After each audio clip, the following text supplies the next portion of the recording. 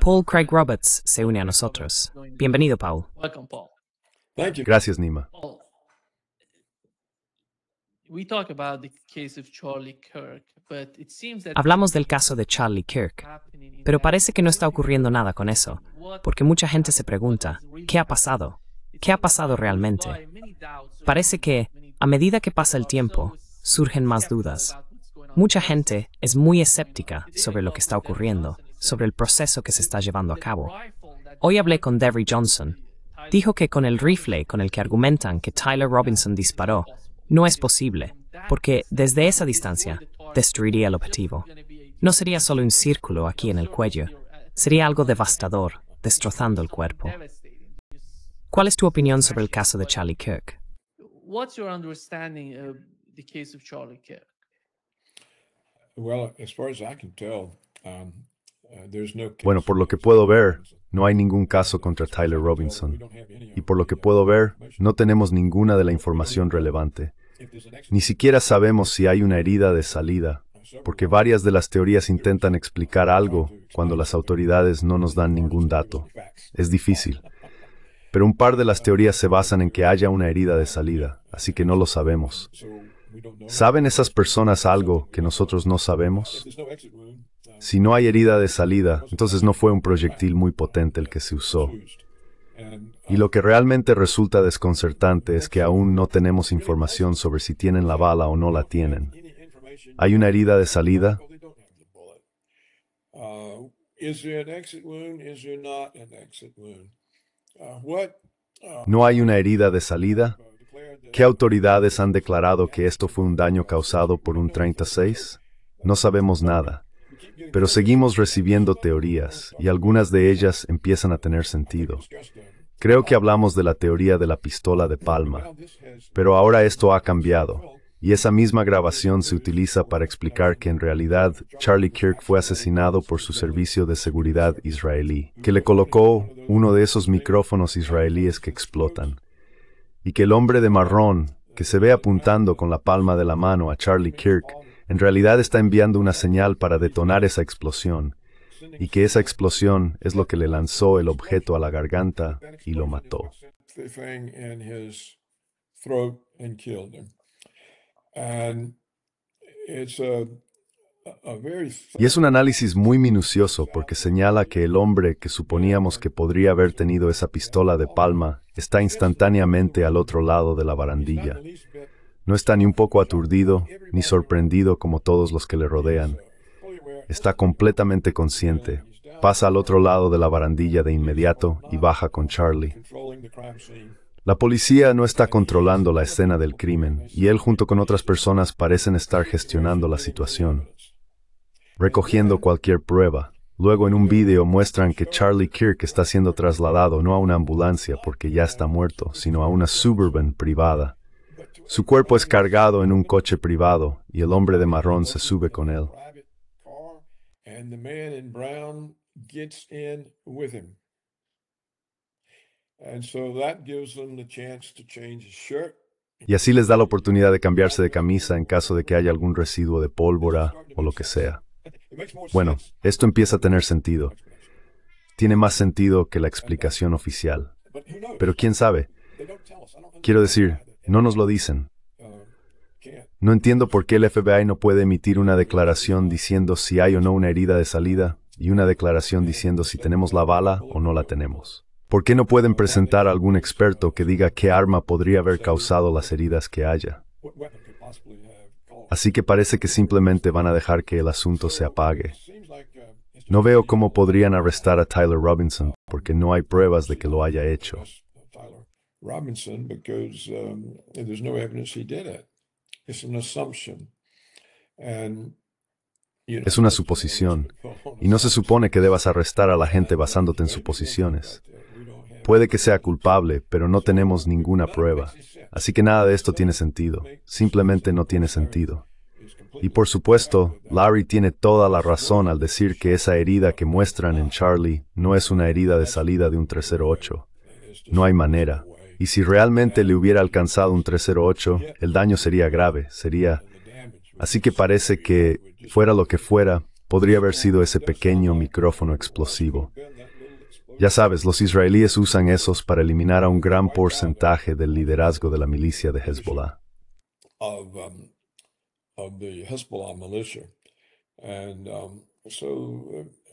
they could easily. Y así que fácilmente podrían haber, y dado que aparentemente son la fuente de la seguridad de Charlie Kirk, es una operación israelí. Pero no tenemos ninguna confirmación de eso. Quiero decir, ¿por qué el FBI no puede decir que su seguridad fue proporcionada por tal o cual persona? ¿Y cuál es su respuesta? ¿Sabes por qué no había seguridad? Bueno, no sé si podemos decir nada. No tenemos pruebas disponibles, excepto esos videos del hombre de marrón señalando a Charlie, y Charlie siendo llevado. ¿Por qué en una suburban privada están retirando su cuerpo? Mira, nosotros somos la policía. See, we are the police. This is so contrary to. Esto es totalmente contrario a los requisitos y a la práctica policial de asegurar la escena del crimen. No hay ningún esfuerzo por asegurar la escena del crimen, y particulares se llevan su cuerpo. No lo sé, huele fatal. No hay explicaciones que tengan sentido. Los medios, por lo que puedo ver, solo repiten la versión oficial, que fue disparado por este hombre en el tejado del 306. Bueno, es un disparate. Así que no lo sé. Quizás simplemente se estén riendo de nosotros, pensando que creeremos cualquier cosa que nos digan. De todas formas, no podemos hacer nada al respecto. No necesitamos dar ninguna explicación. Quizá esa sea la situación en la que estamos.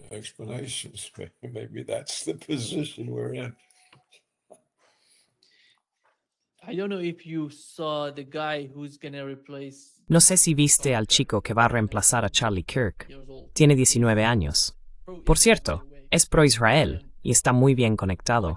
Está muy vinculado con Ben Shapiro. Dijo que publicó un agradecimiento a Ben Shapiro por ayudarle, por invitarle a su podcast y todo eso. Pero después de todo, Paul, no creo que el movimiento que creó Charlie Kirk pueda ser de alguna manera reformado por estos chicos que intentan hacerse con el movimiento, que intentan redefinirlo, porque el movimiento estaba muy basado en la personalidad de Charlie, en sus cualidades, en la forma en que se comunicaba con los estudiantes en el campus. Y no sé qué tan capaz es este nuevo chico, pero es totalmente pro-Israel y están intentando hacer todo lo posible para reformar el movimiento.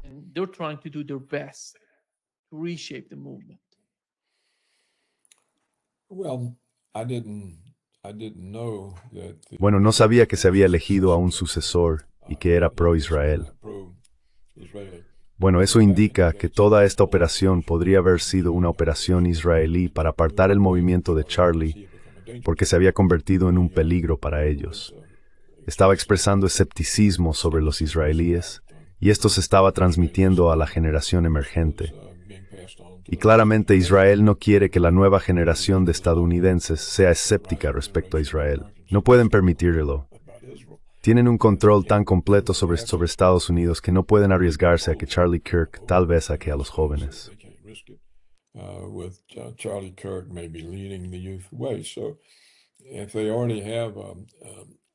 Así que si ya tienen a un sustituto israelí para Charlie que tome el control del movimiento, eso me parece una prueba circunstancial de que Israel fue responsable. Y estoy de acuerdo contigo en que cuando cualquier movimiento pierde a su líder, está en sus últimos estertores porque el movimiento depende del líder. No es una operación independiente. Insisten en que el movimiento de Kirk tenía varias sedes, oficinas y una organización. Pero aún así, como dijiste, él era el movimiento. Así que no sé qué pasará, salvo que tendremos otro lobby israelí. Sea efectivo o no, ahora habrá otro lobby israelí hablando en nombre de Charlie Kirk.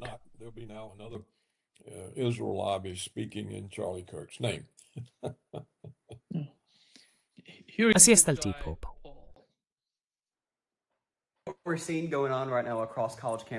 Estamos viendo lo que está ocurriendo ahora mismo en los campus universitarios de todo el país, específicamente en Yale y Columbia. Están siendo cerrados e invadidos por estos manifestantes antijudíos, estos manifestantes pro-Gaza, estos simpatizantes de terroristas. Eso es lo que son. Hay que llamarlo por su nombre. Es repugnante, es vil, es inhumano. Escucha, el Partido Demócrata guarda un silencio absoluto sobre esto. ¿Por qué? Porque son sus propios simpatizantes. Y en el caso de Ilhan Omar, su propia hija está ahí, en la línea de piquetes, protestando por esto. Es repugnante y deberían denunciarlo. Es bastante fácil salir y decir, oye, estamos a favor de Israel, estamos a favor del pueblo judío, estamos a favor de América. Es así de simple. Pero en cambio, él repite las frases de Charlie, pero de alguna manera intenta manipularlo a su antojo.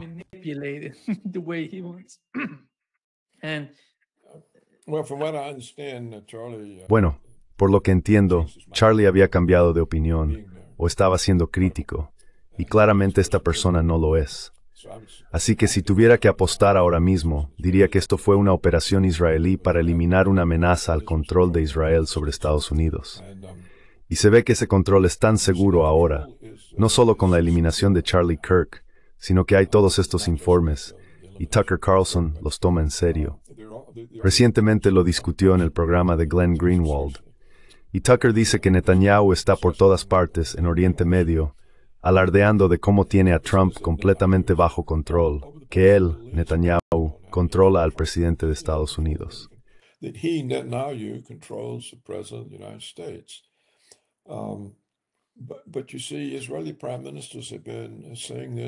Pero verás, los primeros ministros israelíes llevan diciendo esto desde hace mucho tiempo. Muchos de ellos han recalcado que controlan las decisiones en Washington. Pues bien, que Netanyahu en este momento insista ante los árabes en que realmente no tienen ninguna esperanza, porque él controla a Trump. Por supuesto, eso le ayuda a doblegarlos o a conseguir que acepten que anexe Palestina, o lo que queda de ella, a Israel. Así que, si yo fuera Trump ahora, reuniéndome con él de nuevo, esta es la cuarta vez que ha estado aquí este año. ¿Qué es él? Está en el despacho oval dando órdenes a Trump. He's in the Oval Office giving orders to Trump. Well, if I was Trump, I'd say, hey, what are you doing going around? Bueno, si yo fuera Trump, diría, oye, ¿qué haces yendo por ahí diciéndole a todo el mundo en Oriente Medio que me controlas? Si yo fuera Trump, en realidad ni siquiera lo recibiría, diría deportadlo. Pero no he escuchado a Trump desafiar las afirmaciones de Netanyahu de que controla al presidente de Estados Unidos. Dudo que los medios estadounidenses, NPR, CNN, cualquiera de ellos, ABC, Fox News, New York Times, dudo que alguno de ellos haya informado sobre estas afirmaciones que Netanyahu está haciendo en el mundo árabe. Así que los estadounidenses no lo sabrán a menos que lo escuchen de Tucker.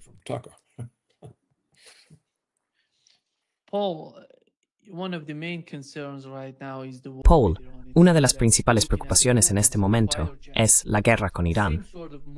Parece que, observando los movimientos de los cazas, es el mismo tipo de movimiento que antes de atacar a Irán, antes de que Israel atacara a Irán. Parece que están moviendo los cazas en Europa y alrededor de Irán. Y lo que es tan sorprendente, Paul, es que estaba viendo a uno de los antiguos jefes del Consejo de Seguridad del Parlamento iraní. Estaba hablando con los medios iraníes. Era en persa. Dijo que sabe que Irán tiene el poder de llevar este tipo de guerra al Armagedón, y que eso sería el final. Pero no van a ir por ese camino. Irán está preparado para eso.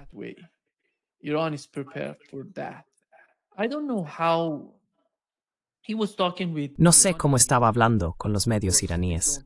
Por supuesto, ellos no hablan. El presidente iraní, en su entrevista en Fox News, dijo que no tienen armas nucleares y que no buscan armas nucleares. Dijo que si el objetivo principal de la administración Trump es garantizar eso, están dispuestos a firmar cualquier tipo de acuerdo. Pero cuando llegas al extremo de atacar a un país de 91 millones de personas, y de alguna manera crees que un milagro sucedería, como un cambio de régimen, o que todo se derrumbaría como un castillo de naipes, eso no fue lo que ocurrió durante los 12 días de guerra. No lo sé. ¿Cuál es la percepción en Washington? ¿Cómo ven la situación? ¿Y por qué están tan en manos de Netanyahu en cuanto a una nueva guerra si deciden ir en esa dirección con Irán?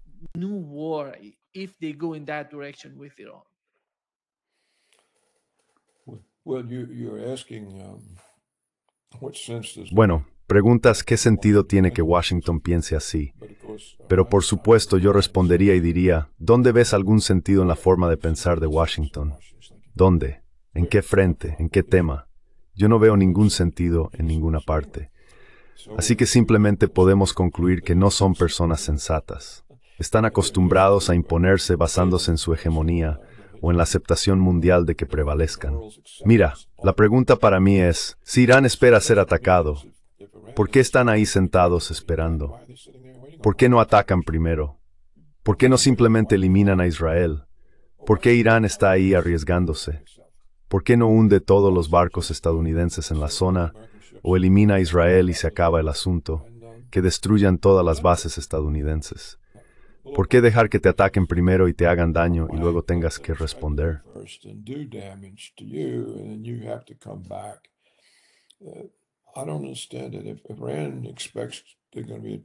No lo entiendo. Si Irán espera que van a ser atacados, deberían atacar. Al menos deberían destruir Israel. Pueden hacerlo. Así que no le veo ningún sentido a nada de esto. Como sabes, lo hemos hablado muchas veces. No le veo sentido a la política de Putin. De hecho, está relacionado. Hablemos de eso un momento. Hace un par de días, creo que escribí sobre ello, la portavoz del Ministerio de Asuntos Exteriores ruso, María Zakharova, dijo que la inteligencia exterior rusa había descubierto un complot en Occidente para organizar un ataque de falsa bandera contra sí mismos y culpar a Rusia. Estonia, Polonia y Moldavia estaban implicados en esto. Y dijo, ya sabes, si hacen esto, estaremos en la Tercera Guerra Mundial. Bueno, me llamó la atención que fuera la portavoz quien lo dijera, y no el propio ministro de Asuntos Exteriores.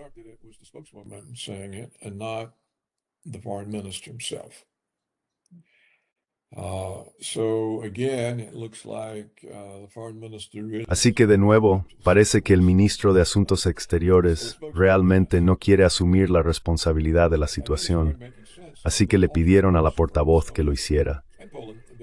Y entonces empezaron a tener sentido los informes falsos de Estonia y Polonia sobre que aviones y drones rusos habían entrado en su territorio, porque eso está preparando en la mente del público en todo Occidente la idea de que Rusia está haciendo cosas agresivas contra ellos. Así que se prepara el terreno para que la gente crea que Rusia les ha atacado, y así todo parece plausible.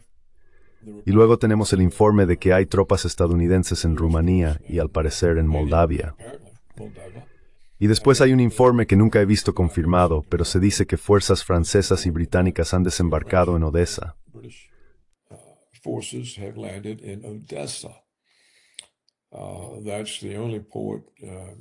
Ese es el único puerto en Ucrania que Putin ha dejado fuera del control ruso. Así que lo que eso significa es que esa pequeña franja de tierra a lo largo de la frontera entre Ucrania y Moldavia llamada Transnistria, que es una región separatista de Moldavia y que tiene tropas rusas allí ocupando como fuerzas de paz. Pues bien, estas tropas ahora están atrapadas entre los estadounidenses por un lado y los británicos y franceses por el otro. Y así es como se puede iniciar otra guerra como la de Ucrania. Y luego, si se confirma la sospecha de un ataque de falsa bandera en las regiones del norte, los Bálticos, Polonia, entonces ¿con qué se enfrenta Rusia? Se enfrenta a una guerra convencional a lo largo de un frente de 1000 kilómetros. Bueno, ¿va a luchar Putin esa guerra? No es una situación prometedora.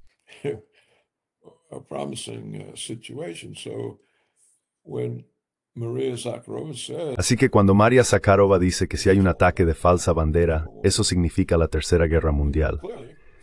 Y claramente los rusos tienen la intención de usar armas más poderosas.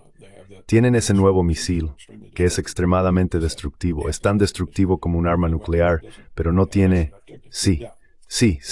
Y como dice nuestro amigo John Helmer, estamos esperando el momento resonante.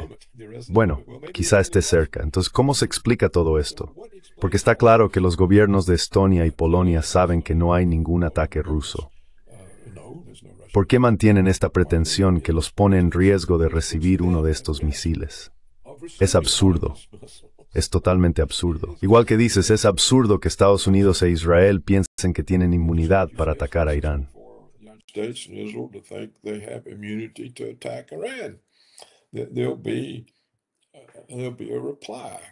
Habrá una respuesta. Y a menos que Netanyahu convenza a Trump de usar armas nucleares, verás, ¿por qué está Netanyahu ahora en la Casa Blanca? ¿Para qué necesita venir aquí? Estoy seguro de que tiene que ver con un ataque a Irán. Y pensarías que cualquier periodista llegaría a esa conclusión y le preguntaría a la Casa Blanca, ¿está Netanyahu aquí con Trump planeando un ataque a Irán? Pues bien, nadie le preguntará eso. Ni un solo periodista. Es tan diferente a mi época cuando yo era periodista en The Wall Street Journal, por ejemplo. Sabes, habríamos tenido a media docena de personas allí preguntando, ¿es esto el principio? ¿Están planeando un ataque a Irán? ¿Qué hace él aquí? ¿Por qué está aquí ahora?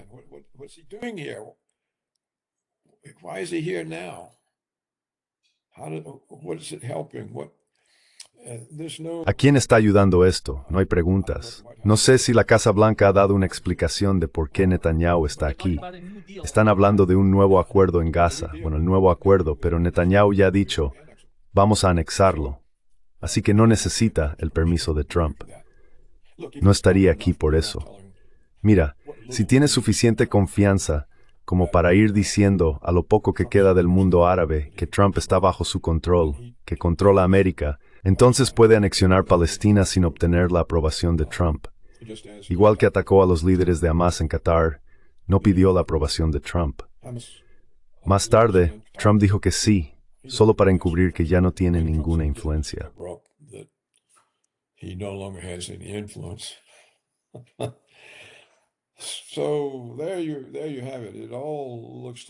Así que ahí lo tienes. A mí todo esto me parece una situación muy arriesgada e incierta. Y de nuevo, como dijo Charlie Kirk, no tenemos ninguna información. Simplemente no hay información. Los medios están muy callados, no quieren saber, no preguntan.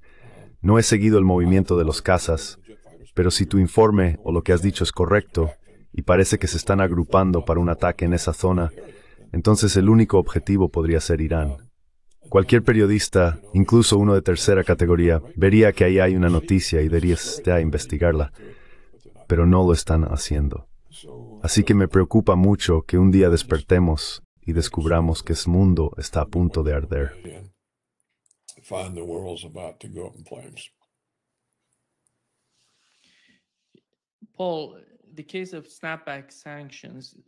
Paul, en el caso de las sanciones de restablecimiento, Rusia ha dicho que no le importa lo que Europa esté haciendo junto con Estados Unidos. China tiene una posición similar, lo consideran ilegal y nulo. ¿Cómo lo ves tú? ¿Sientes que Europa está perdiéndolo todo, Paul? En Ucrania están perdiendo, en Oriente Medio están perdiendo el control de la situación. No tienen una posición sólida sobre Gaza. Y me temo que lo mismo va a ocurrir con China. Van a perder a China en un futuro próximo por la forma en que simplemente hacen lo que la gente en Washington, el establishment, les pide que hagan. Están totalmente dispuestos a sacrificarlo todo en Europa por el bien del establishment.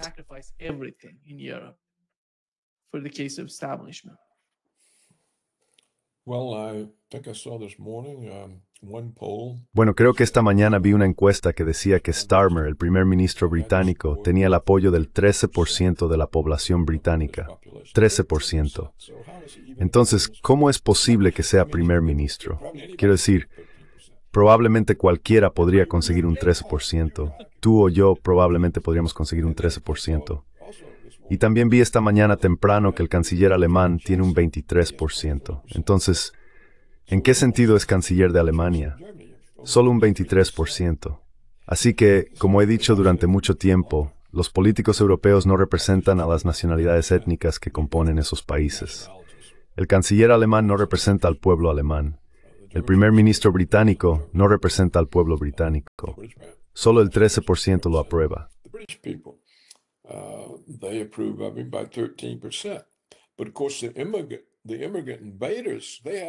Pero, por supuesto, los invasores inmigrantes le dan una alta aprobación. Starmer cuenta con la aprobación de los invasores inmigrantes, pero no de sus propios ciudadanos. Así que, cuando tienes países que eligen líderes en los que no confían, puede pasar cualquier cosa. Y por lo que puedo ver, la fuerza efectiva es el dinero. Así que cualquier líder al que le ofrezcan dinero lo va a aceptar. ¿Y qué hace? Hará cualquier cosa para conseguirlo. Así que vender un país es algo rutinario. El pueblo es traicionado y los gobernantes se marchan con bolsas llenas de dinero. Quiero decir, recuerda al primer ministro británico, el último líder laborista, Tony, ya sabes de quién hablo. En fin, lo último que supe es que tenía bastante dinero. Anyhow, the last I heard, he was worth something like. Tony Blair? You're talking ¿Qué? Tony Blair? Yeah, Blair. Yeah, Blair. The last I heard, he was worth something like. Sí, Blair. Sí, Blair. Where did that come La última vez que supe, valía algo así como 200 millones de libras. Bueno, ¿de dónde salió eso? Los Clinton valían 200 millones de dólares. ¿De dónde salió eso? Así que creo que están comprados, simplemente comprados, y sirven a quien les paga. Así es como Estados Unidos controla a los países, simplemente a través del liderazgo. Así que lo que realmente significa es que nadie está pensando en los temas sobre los que preguntas. Los gobiernos no les preocupa eso. Les preocupa, voy a recibir mi dinero. Lo ves en toda la sociedad. Mira las empresas. ¿De qué se preocupan las empresas? ¿Vamos a recibir la bonificación trimestral? What are the corporations concerned about? Are we going to get the quarterly bonus? Are we going to get the quarterly bonus? And ¿Vamos a recibir la bonificación trimestral? Y no piensan en si va a haber una empresa aquí dentro de 2 años. Así que creo que tus preguntas son difíciles de responder porque asumen que existe una inteligencia operativa que intenta producir un buen resultado para la sociedad o el país. Pero este es un modo de pensar antiguo. Yo fui educado en esa forma de pensar. Pero he visto suficiente. Ya no creo que siga siendo operativa. Ya no creo que existan políticos o líderes, como se les llama, que intenten producir un buen resultado para el interés público.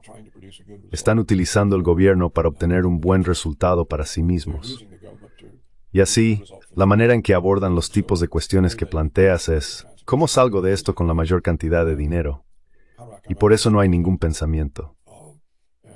so there isn't any thinking.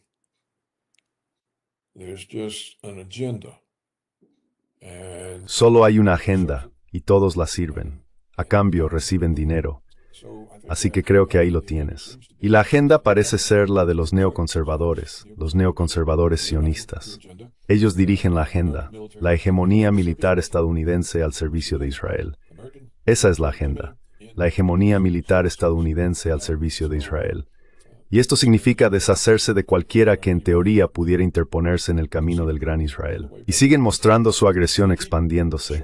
Las fronteras del Gran Israel ya no son del Nilo al Éufrates, ahora son del Nilo a Pakistán. Y lo dicen abiertamente, puedes verlos en la televisión diciéndolo. Y luego si lo informas todos dicen, oh, eres antisemita. Nunca lo dijeron, nunca lo dijeron. everybody says, "Oh, you're anti-Semitic." They never said it. They never said it. They never said it. Well, you can say, "Well, look, here it is." Nunca lo dijeron. On YouTube. Bueno, puedes decir, mira, aquí está, justo aquí está en YouTube, aquí está en la televisión, aquí está él diciéndolo, aquí está Netanyahu mostrando el gráfico. ¿Cómo que no lo dijo? Incluso tiene un gráfico dibujado. Y lo negarán. Lo niegan, oh, es antisemita, eres antisemita. Yo solo estoy informando lo que dijo el jefe de Israel. Si informo lo que dijo el jefe de Israel, ¿por qué es eso antisemita? Fue antisemita cuando él lo dijo. Solo lo estoy informando. Así que ni siquiera se pueden reconocer los hechos demostrables. Again, I'll ask. Y de nuevo le pregunto a Nima, ¿por qué Irán, por qué Irán se queda ahí esperando? No tiene sentido. Deberían tener un plan estratégico de guerra ofensiva y deberían lanzar el suyo antes de que los israelíes y los estadounidenses lancen el suyo. Before the Israelis and the Americans launch theirs. And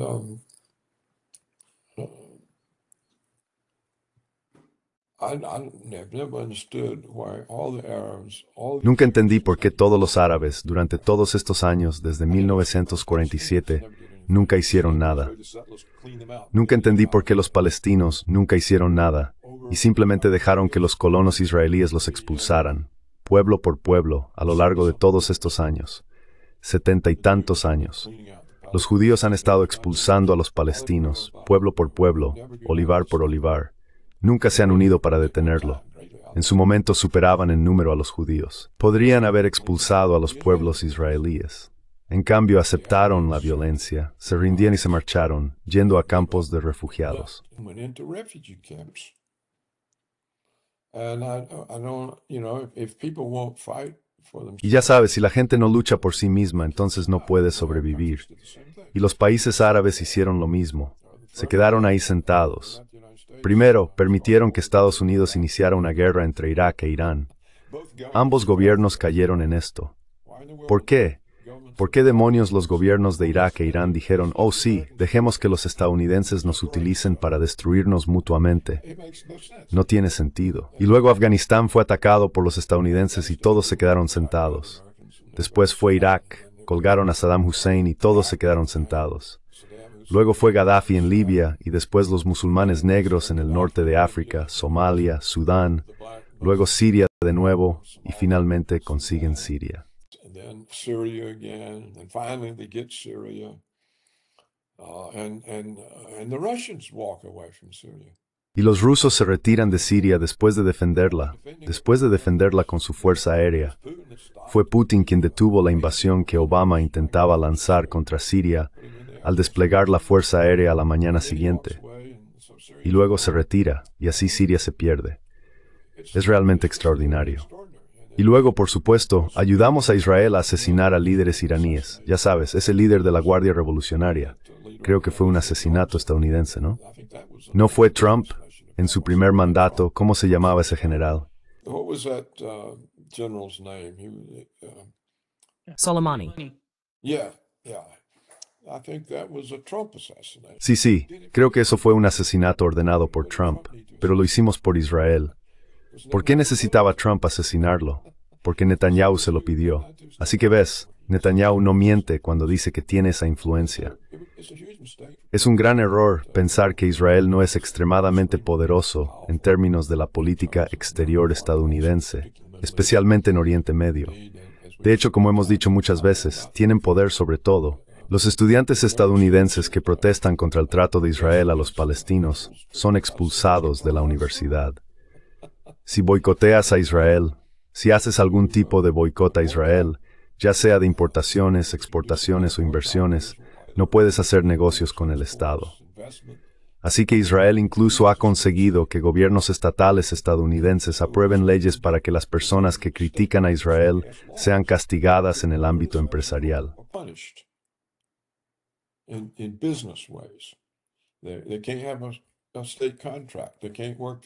No pueden tener un contrato estatal, no pueden trabajar para el gobierno.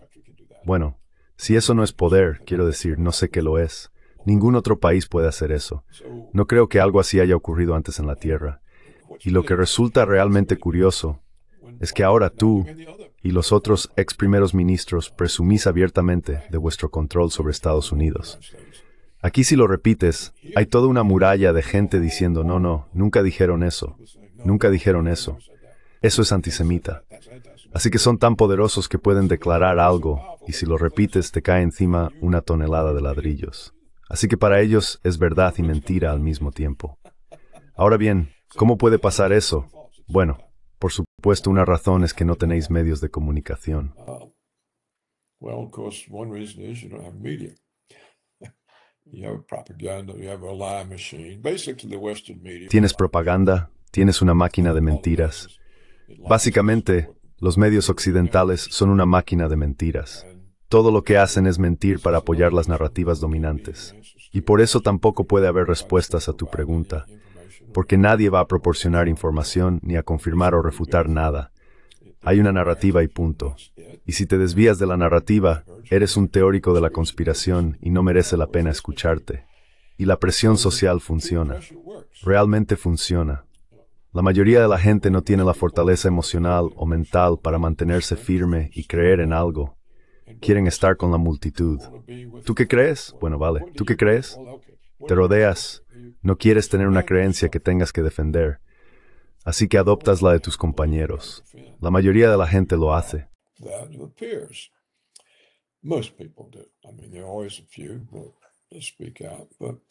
Quiero decir, siempre hay algunos que alzan la voz, pero es raro. Así que tú haces las preguntas que deberían debatirse públicamente en todos los medios, y los medios deberían estar haciéndolas.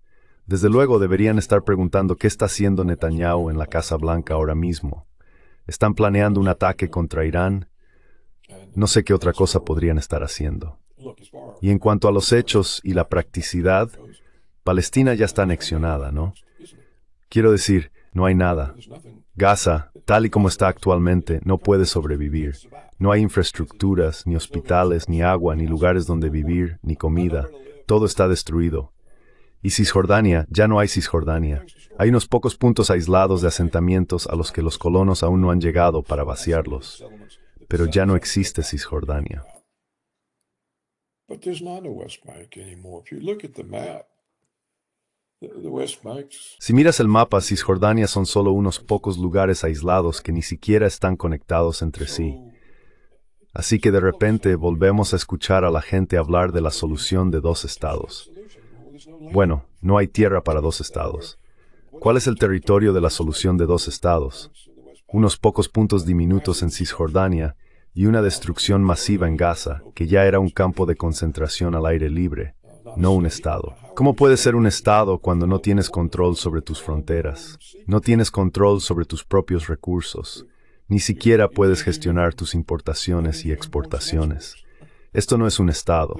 Me sorprendió ver al gobierno ruso el otro día decir que la solución es la de dos estados.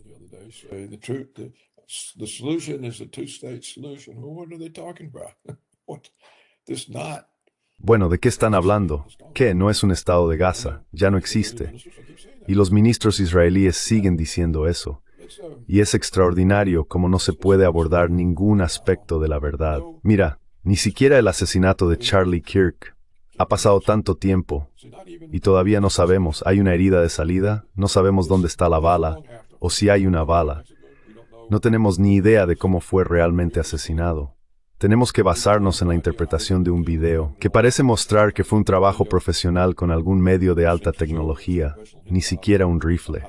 No lo sabemos, y nadie pregunta.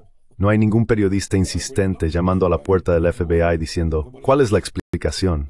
Danos una explicación. Knocking on the FBI door saying, what's an explanation? Give us an explanation. What's happened? How did this happen? ¿Qué ha pasado? ¿Cómo ha ocurrido esto? No hay nada. Y nos dijeron durante días que no tenían una bala. Y nos dijeron durante días que no había bala. Y luego nos dicen que el cirujano dice que no hay orificio de salida. ¿Tardaron días en descubrir que no había orificio de salida? Bueno, en ese caso no hubo autopsia. Aparentemente no se ha hecho ninguna. Y un grupo de personas que no eran policías se llevó el cuerpo en una Suburban. Ahora, ¿cómo puede pasar esto? Es una violación total del requisito de que la policía asegure la escena del crimen. Es la policía violando sus propias normas. ¿Por qué? No había ningún motivo, no había nadie, no había disparando a las multitudes.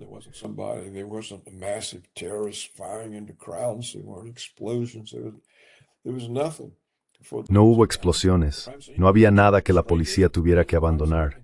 La escena del crimen quedó abierta, permitiendo que un montón de desconocidos entraran y se adueñaran del lugar.